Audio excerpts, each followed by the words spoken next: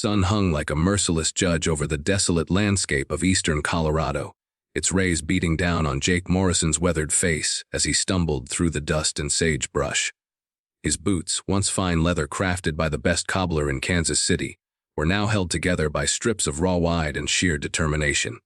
The blisters on his feet had long since burst and healed over, leaving calluses thick as horse hide. His stomach cramped with a hunger so fierce it felt like wolves were tearing at his insides, and his tongue stuck to the roof of his mouth like old leather left too long in the sun. Jake had been walking for 4 days straight, ever since his horse Dancer had collapsed beneath him on the trail outside of Bent's Fork. The faithful mare had carried him through 3 states and countless adventures, but the combination of bad water, poor feed, and too many hard miles had finally claimed her. He'd buried her as best he could with his bare hands and a broken heart, marking the grave with a cairn of stones and a promise that he'd never forget her loyalty. Now he was afoot in country that could kill a man in a dozen different ways, with nothing but the clothes on his back and a rapidly fading hope that he'd live to see another sunset. The frontier had been Jake's home for the better part of 20 years, ever since he'd left his family's farm in Missouri with dreams of making his fortune in the cattle trade. He'd worked his way up from a green kid who could barely stay on a horse to a respected trail boss who could move 1,000 head of longhorns from Texas to Kansas without losing more than a handful to stampedes, river crossings, or rustlers. He'd owned his own spread once, a beautiful piece of land along the Arkansas River with good grass, sweet water, and enough room for a man to build something lasting. But success had made him careless, and careless men in the West didn't stay successful for long. A series of bad decisions, starting with a poker game in Dodge City that had gone on for 3 days and nights, had cost him everything. His ranch, his cattle, his reputation, and worst of all, the respect of his wife Margaret and their young son Tommy. Margaret had tried to stand by him through the drinking and the gambling and the long absences, but when he lost the ranch in that final, disastrous hand of cards, something in her eyes had died forever. She'd taken Tommy and gone back east to live with her sister, and Jake had been too ashamed to follow or even write to ask for forgiveness. That had been 5 years ago, and in the time since, Jake had drifted from job to job and town to town like a tumbleweed, never staying anywhere long enough to put down roots or form lasting friendships. He'd work cattle drives when he could find them, broke horses for small outfits that couldn't afford better help, and took whatever odd jobs came his way. The money he earned went mostly to whiskey and poker games, a futile attempt to numb the pain of his losses and maybe, just maybe, win back enough to start over. But luck, as any gambler knows, has a way of evening out, and Jake's had been running bad for longer than he cared to remember. Now, as he crested a small rise and looked down into a valley where a handful of buildings clustered around a dusty main street, Jake wondered if he was looking at his final destination. The town of Willow Creek spread before him like a collection of sun-bleached bones, most of its buildings standing empty and forlorn. Tumbleweeds had gathered in the corners of abandoned storefronts, and the few remaining signs creaked mournfully in the hot wind. This was what happened to towns when the railroad changed course, or the mines played out, or the cattle trade moved elsewhere. They simply dried up and blew away, leaving behind only memories and regrets. Jake had seen dozens of such places in his wanderings, ghost towns that had once bustled with life and hope, but now served only as reminders of how quickly fortune could turn. The sight usually filled him with a melancholy that matched his own circumstances, but today he was too desperate to indulge in philosophical reflections. He needed water, food, and shelter, and if this dying town couldn't provide them, he'd likely be joining it in permanent rest before another day passed. As he made his way down the dusty main street, Jake's experienced eye cataloged the buildings and their condition. The saloon was boarded up tight, with notices of foreclosure still nailed to its batwing doors. The general store had been stripped bare, its windows covered with planks and its front porch sagging under the weight of neglect. The bank building still stood solid and imposing, but its vault door stood open like a mouth frozen in a permanent scream, testament to the town's financial collapse. Even the church at the end of the street looked abandoned, its bell tower listing slightly to one side and its cemetery overrun with prairie grass and wildflowers. But as Jake's vision began to blur from dehydration and exhaustion, he noticed something that didn't fit the pattern of abandonment and decay. At the very end of the street, Past the last of the commercial buildings stood a small cabin that showed unmistakable signs of habitation. Smoke curled lazily from its stone chimney, and the windows gleamed clean and bright in the afternoon sun. A small garden plot beside the house showed neat rows of vegetables growing green and healthy, and flower boxes beneath the windows bloomed with colorful blossoms that seemed almost defiant in their cheerfulness. Jake paused at the edge of the property, his hand resting on a gate made of painted wood that had been carefully maintained and recently whitewashed. A sign hung from the gate post, hand-lettered in careful script. "Patterson Place, all decent folk welcome." The words hit Jake like a physical blow, not because they excluded him. He wasn't sure he qualified as decent folk anymore, but because they represented something he'd almost forgotten existed. Hope. Kindness. The belief that strangers could be welcomed rather than feared. For a long moment, Jake stood frozen by uncertainty and pride. He'd been independent all his life, making his own way and asking for help from no one. The idea of begging for charity, especially from people who might be struggling themselves, went against every principle he'd been raised with. But the alternative was dying in the street like a dog, and despite all his failures and mistakes, Jake Morrison wasn't ready to give up on life just yet. Sometimes a man's pride had to take second place to his survival, and this was clearly one of those times. He pushed open the gate and walked slowly up the gravel path to the front door, each step feeling like it weighed 100 pounds. The porch was swept clean and decorated with potted plants that showed careful tending, and a wooden rocking chair sat beside the door as if waiting for evening conversations and peaceful contemplation. Jake raised his fist to knock, then hesitated again, struck by the enormity of what he was about to do.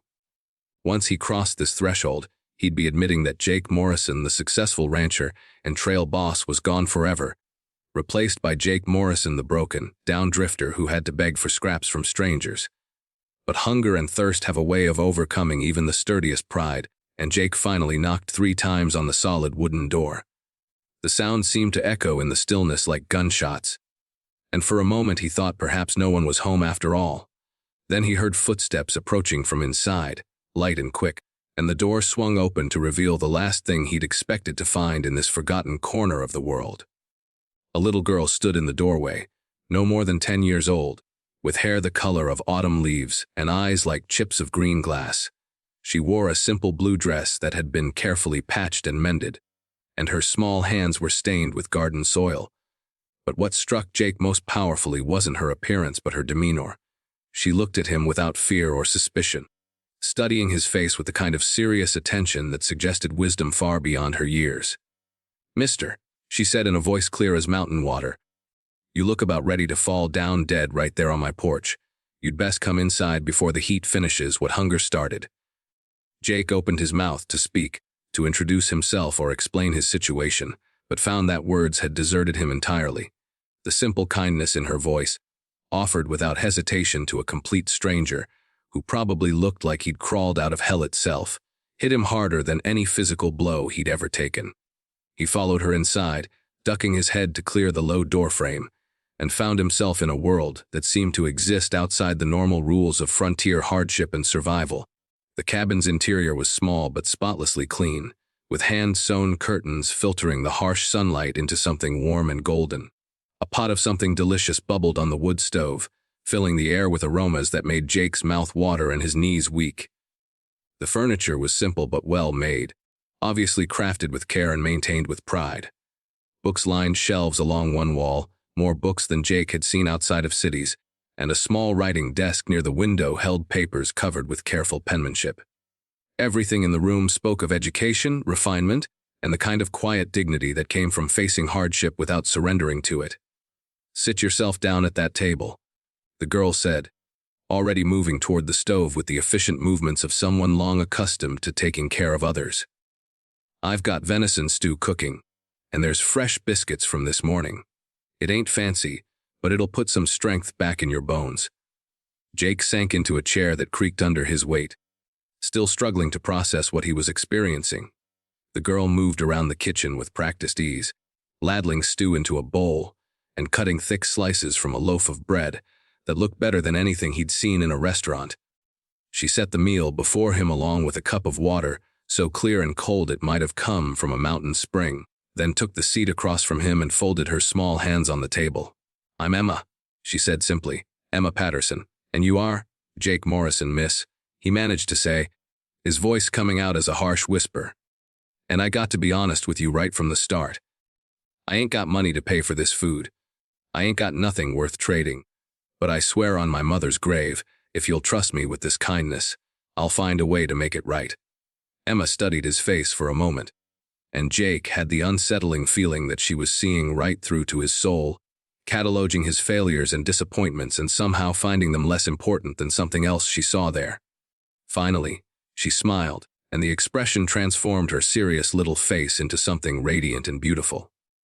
"Mr. Morrison," she said, "when the good Lord sends somebody hungry to your door, you don't ask them for payment. You just share what you got and trust that things have a way of working themselves out. Now eat up before that stew gets cold." Jake stared at her for a long moment, searching her face for any sign of the suspicion or calculation he'd grown accustomed to seeing in people's eyes. Instead, he found only genuine warmth and a strength that seemed to radiate from somewhere deep inside her small frame. He picked up the spoon with hands that trembled slightly and took his first bite of the stew. The flavor exploded across his palate like a revelation. Rich and nourishing, and prepared with the kind of care that transformed simple ingredients into something approaching the divine. Chunks of tender venison mingled with vegetables that had clearly been grown in the garden outside, seasoned with herbs that spoke of knowledge passed down through generations. Jake had to force himself to eat slowly, to maintain some semblance of dignity and manners, despite the ravening hunger that urged him to devour everything in sight. "This is the finest stew I've ever tasted," he said, and meant every word of it. "You cook like this all by yourself?" Emma nodded, pleasure brightening her face at the compliment. "Mama taught me before she went to be with Jesus. She said cooking was one of the ways we show love to folks, and if you put love in the pot along with everything else, it always turns out better." Her expression grew more serious. She also said that when you're blessed with enough to share, you got a responsibility to do the sharing. "How long have you been alone out here?" Jake asked gently. Already dreading the airs now, Emma replied matter-of-factly. "Mama and Papa both took sick with the fever that hit the town back in '68. Most everybody died or moved away after that, but I stayed. This is my home, and I wasn't about to abandon it just because things got difficult." Jake felt something twist in his chest at her words, a combination of admiration and heartbreak that nearly overwhelmed him. "How do you manage?" "Food supplies. Everything you need to keep going. I grow most of what I eat in the garden," Emma explained, gesturing toward the window that looked out on her neat rows of vegetables. "Trade surplus for other things I need. Old Mr. Fletcher comes by once a month with supplies from Pueblo.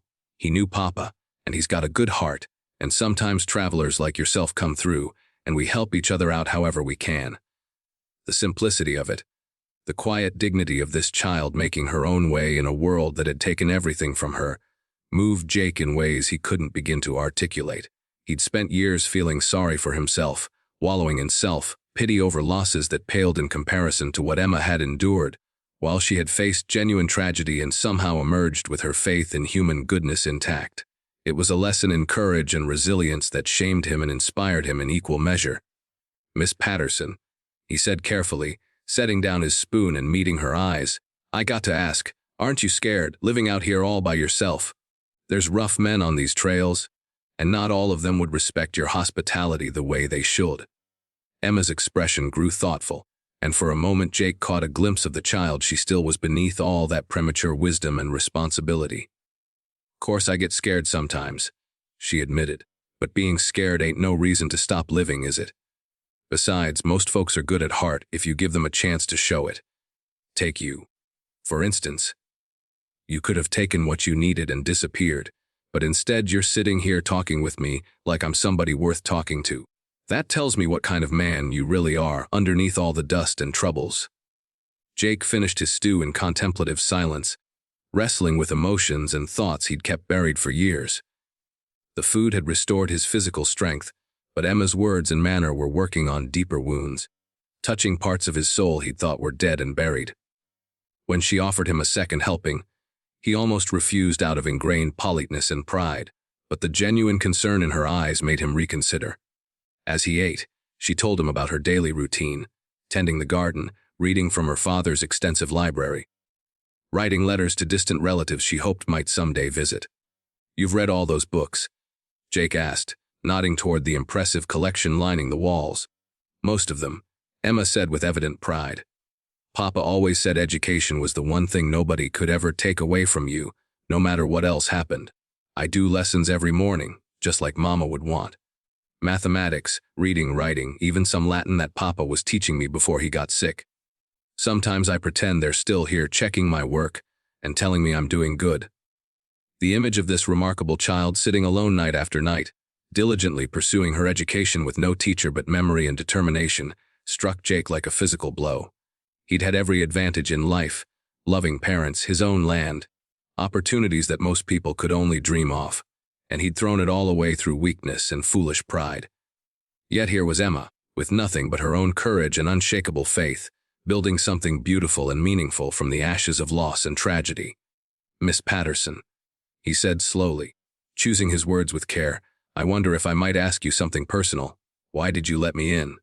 Most folks, especially a young woman alone, would have seen a stranger like me as nothing but trouble." Emma considered the question seriously, tilting her head slightly in a gesture that reminded Jake painfully of his own son at that age. "You knock gentle like," she said finally. "Mean men don't knock gentle. They pound on doors like they own them. And your eyes, they looked tired and hungry and sad, but not cruel. Cruel eyes are different. You learn to tell the difference when you're paying attention to what really matters." Jake nodded slowly, humbled by her insight and ashamed of how little attention he'd been paying to what really mattered in his own life.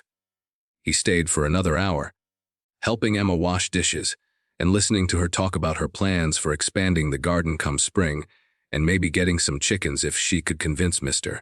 Fletcher to bring her a few chicks on his next supply run.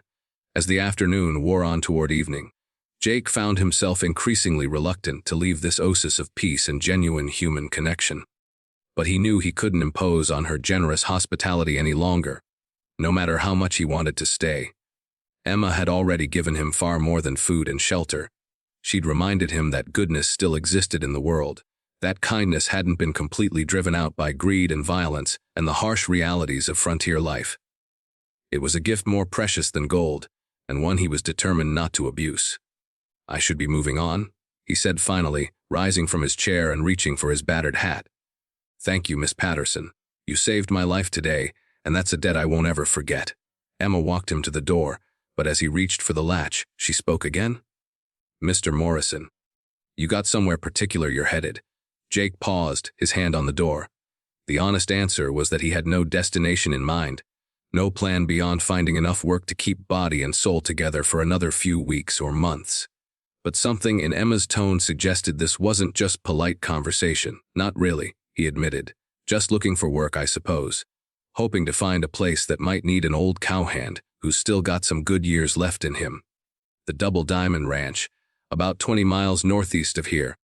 They're always looking for experienced hands," Emma said casually, but Jake sensed there was nothing casual about the information.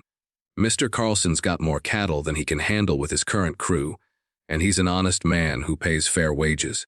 He's also got a good heart and doesn't ask too many questions about a man's past, if you catch my meaning." Jake felt a flicker of something he hadn't experienced in years. Hope. Real, tangible hope that didn't depend on cards falling the right way or dice coming up lucky.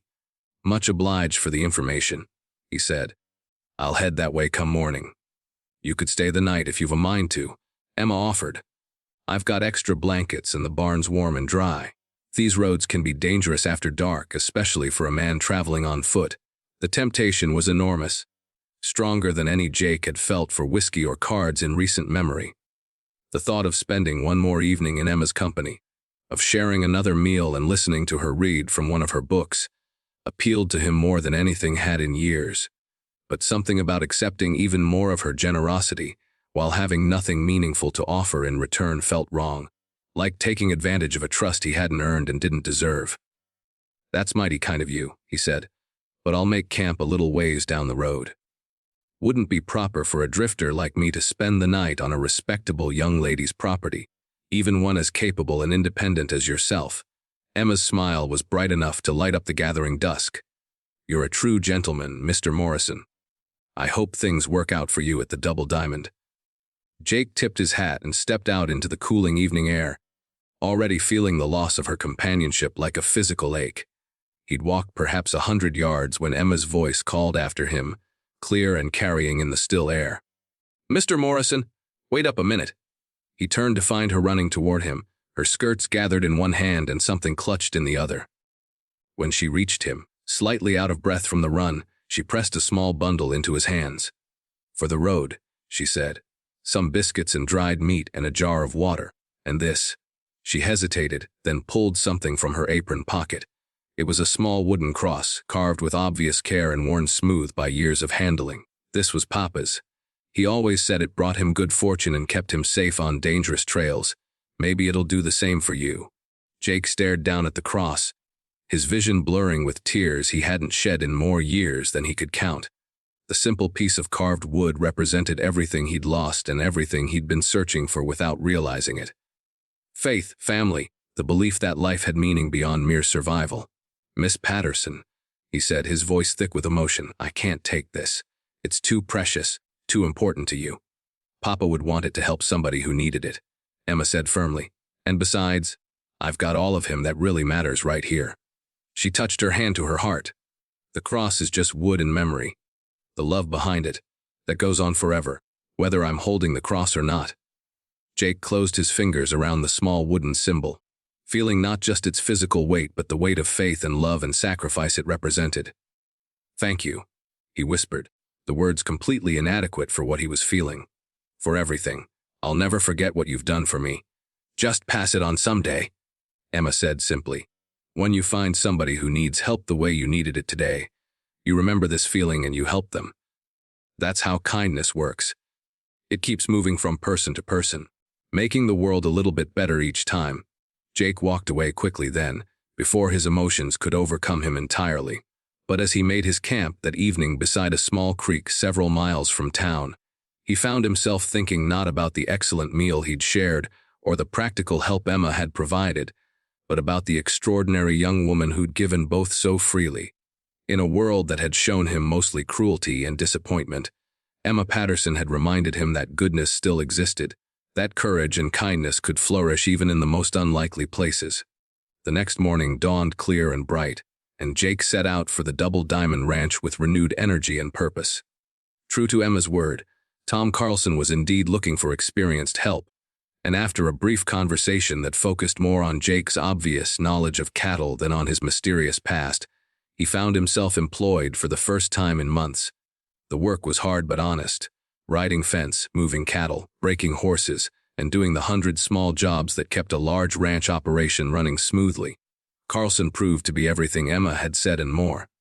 Fair, decent, and blessed with the kind of practical wisdom that came from years of successful ranching. He paid good wages, provided solid meals and clean bunkhouse accommodations, and treated his men with respect regardless of their backgrounds or circumstances.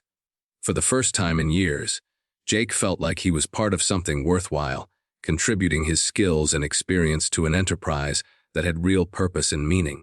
As weeks turned to months, Jake threw himself into the work with an energy and dedication he hadn't felt since the early days of his own ranch. He saved every penny he could spare, living simply and avoiding the saloons and gambling halls that had been his downfall in the past.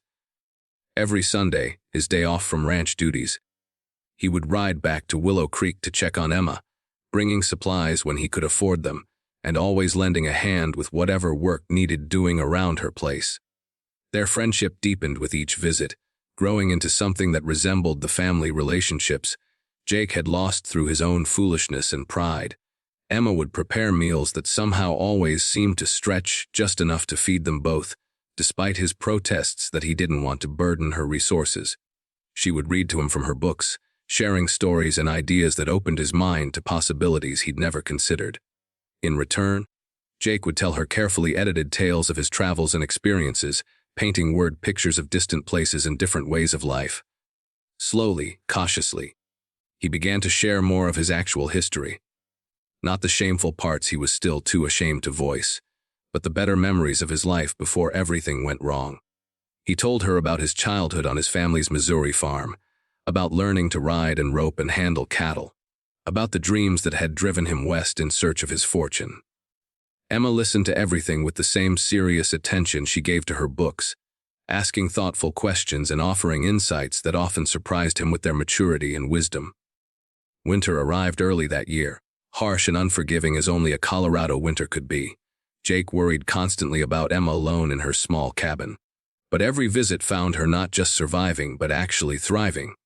She'd prepared for the cold months with the same methodical care she brought to everything else, laying in supplies, banking the cabin's foundation with earth and straw for insulation, and even rigging an ingenious system of ropes and pulleys that allowed her to tend her animals without venturing far from the house during blizzards. It was during a particularly fierce December storm that Jake made a decision that would change both their lives forever. He'd been working for Carlson for 8 months by then, proving himself not just reliable but genuinely valuable to the ranch's operation. His savings had grown to a respectable sum, and more importantly, he'd regained the self-respect and confidence that years of drift and failure had stripped away. The next time the weather permitted travel, he rode to Willow Creek with a proposition that had been forming in his mind for weeks.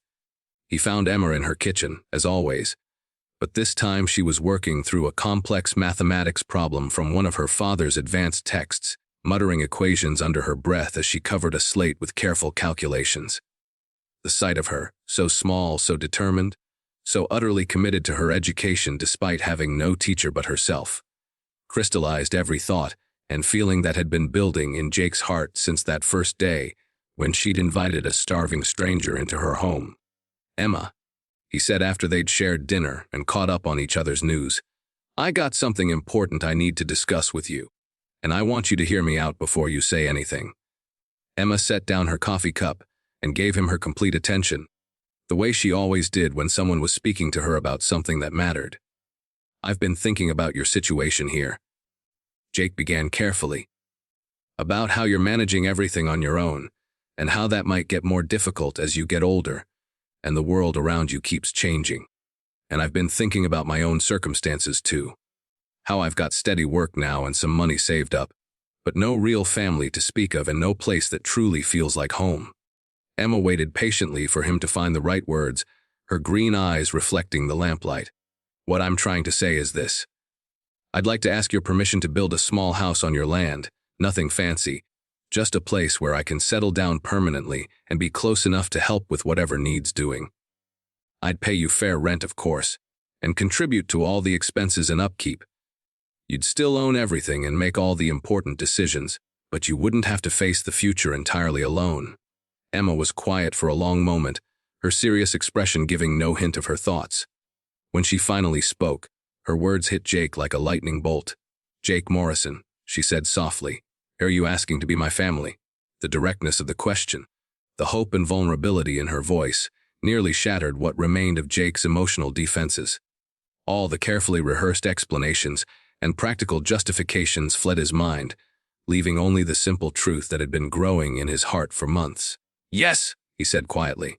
"I suppose that's exactly what I'm asking. If you'd have a broken-down old cowboy like me." Emma's smile was brighter than sunrise over the mountains.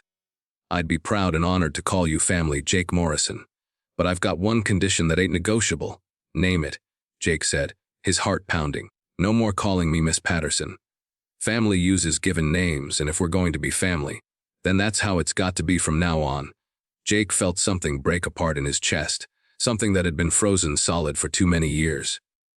"All right then, Emma. And you call me Jake, not Mr. Morrison." They shook hands solemnly across the kitchen table, sealing an agreement that was about much more than just practical living arrangements. It was about healing and hope, about second chances and the courage to trust in human goodness again. As winter gradually gave way to spring, Jake built his modest house on Emma's land, close enough to provide help and protection when needed, but far enough away to preserve her independence and dignity. The arrangement worked better than either of them had dared to hope.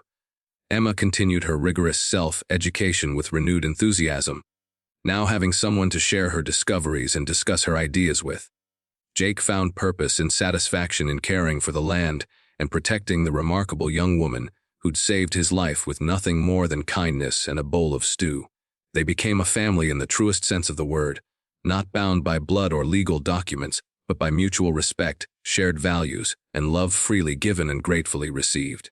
Years flowed by like water in a peaceful stream. Emma grew into a beautiful and accomplished young woman, her education rivaling that of anyone in the territory and her wisdom deepening with each passing season. Jake's hair turned silver and his back developed a slight stoop, but his sense of purpose remained crystal clear and his commitment to his chosen family never wavered. He never forgot the miracle of that first day when a desperate, broken-down cowboy had knocked on a little girl's door and discovered that grace could still be found in the most unexpected places. When Emma eventually fell in love with and married a young doctor from Denver who recognized in her the same extraordinary qualities that Jake had seen years before, he walked her down the aisle with a heart overflowing with pride and joy. And when she and her husband decided to stay in Willow Creek, establishing a medical practice and school that would serve the scattered families throughout the region, Jake knew that the legacy of kindness Emma had created would continue to spread long after he was gone. In the end, Jake Morrison learned that redemption could come in forms no one could predict or plan for. A hungry cowboy had knocked on an orphan girl's door looking for a meal, and instead had found family, purpose, and living proof that human goodness could triumph over any hardship or tragedy. The real surprise hadn't been Emma's generosity.